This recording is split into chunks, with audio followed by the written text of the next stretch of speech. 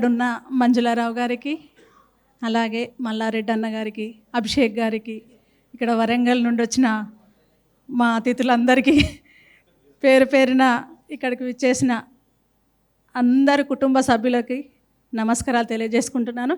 ఇక్కడ ప్రతి విషయం కూడా సాల్వ్ కావడానికి ఒక వేదికలాగా అనిపించింది. ఇక్కడ కూర్చున్నంతసేపు ఒక లాయర్ల అసోసియేషన్స్ ఉన్నది, ఇక్కడ ఒక డాక్టర్స్ ఉన్నారు. ఇక్కడ మనకు భయపడాల్సిన అవసరం లేదు. మేము ఒక 20 సంవత్సరాలు ఉద్యమం చేసినప్పుడు కేసీఆర్తో పాటు ఒక నిరాహార దీక్ష చేసినప్పుడు అలుగును హుస్నాబాదు మా తల్లిగారు జనగామలో నేను అత్తగారింటికి వచ్చాను.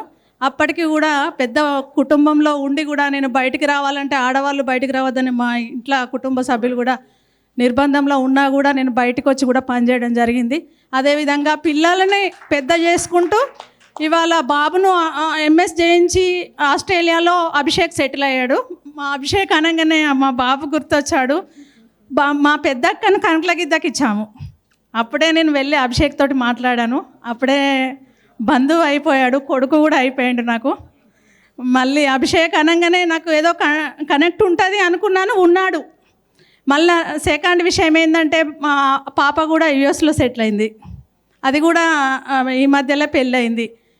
ఇంకా నేను రెస్ట్ తీసుకుందామని అనుకున్నాను. మంజులక్కతో ప్రయాణం 3 సంవత్సరాల క్రితం జనగామకు వచ్చింది. ఒక మీటింగ్లో నాకు కలిసింది. అప్పటి నుండి ఆమె యాక్టివిటీస్లను చూసి ఇలా ఉండాలి, నేను ఎందుకు ఇలా ఉండొద్దు అని ఎనర్జిస్టిక్గా నా వయసు 47కి వచ్చినా కూడా నేను 25-30 ఇయర్స్ లెక్క ఉండాలి అని రోజు జాగింగ్కి వెళ్తానండి.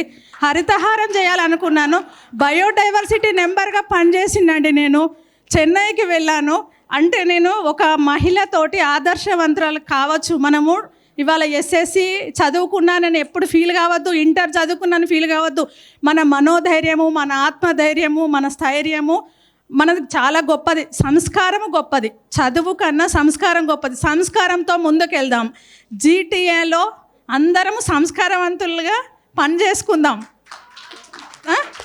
దానికి నిజంగా చెప్తున్నా నేను ఇవాళ మంజులక్క మీరు చాలా నాకు అదృష్టవంతులుగా నేను భావిస్తున్నాను. నిన్ననే మీరు ఫోన్ చేసిండ్రు.